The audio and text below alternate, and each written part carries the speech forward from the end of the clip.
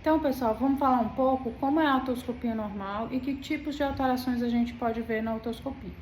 Na otoscopia normal, o meato acústico externo está pérvio, não tem lesões, não tem secreção, ok? A membrana timpânica, ela está íntegra, ou seja, não está perfurada, né? Ela é translúcida, ou seja, a luz bate e consegue passar uma parte para a gente ver estruturas da orelha média. Ela é cinza perolada, tem um triângulo luminoso preservado no seu quadrante anterior e inferior e não tem nem abaulamentos, nem tem retrações, ok? A membrana timpânica, ela também pode ser dividida em quadrantes. Então, como é que a gente faz essa divisão?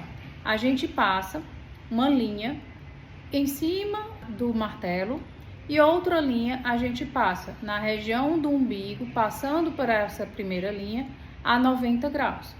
E aí a gente consegue dividir em 4 quadrantes. O quadrante antero superior é na região em que tem ao nível do cabo do martelo, na sua parte anterior. O quadrante antero inferior é na região mais inferior da membrana timpânica, na sua parte anterior. O quadrante póstero superior, né, é ao nível do cabo do martelo, na região posterior a ele. E o quadrante póstero inferior é na região posterior e inferior ao cabo do martelo. Algumas alterações a gente pode observar na otoscopia. Por exemplo, no paciente que tem muita dor, a gente pode pensar, por exemplo, numa otite média aguda.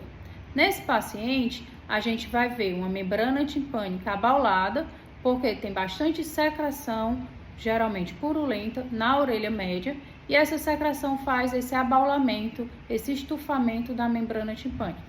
Em geral, ela também está avermelhada, hiperemiada, congestionada, né? E na maioria das vezes ela está íntegra, porém abaulada. Na otoscopia da otite externa aguda, por exemplo, a gente já vai ver uma vermelhidão difusa no meato acústico externo. A membrana timpânica também pode estar um pouco avermelhada, mas está íntegra, não está abaulada, não tem sinal de secreção purulenta atrás dela. Então, a membrana timpânica, ela pode estar avermelhada, mas ela não tem outras alterações.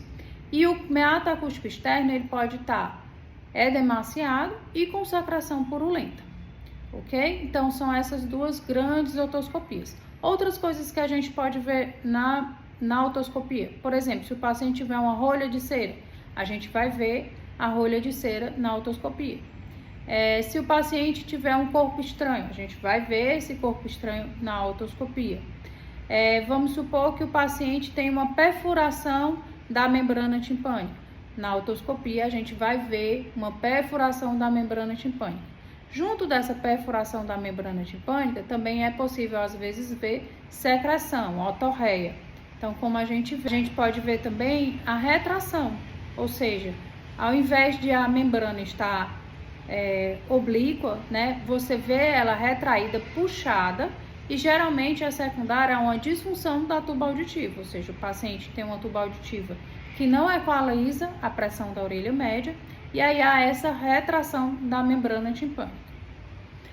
Outra alteração que pode acontecer também é na otite média secretora, que a gente vai ter secreção hialina, né, ou amarelo, né, na orelha média, e essa secreção, né, vai formar bolhas. Então, você vê bolhas, várias bolhas na orelha média.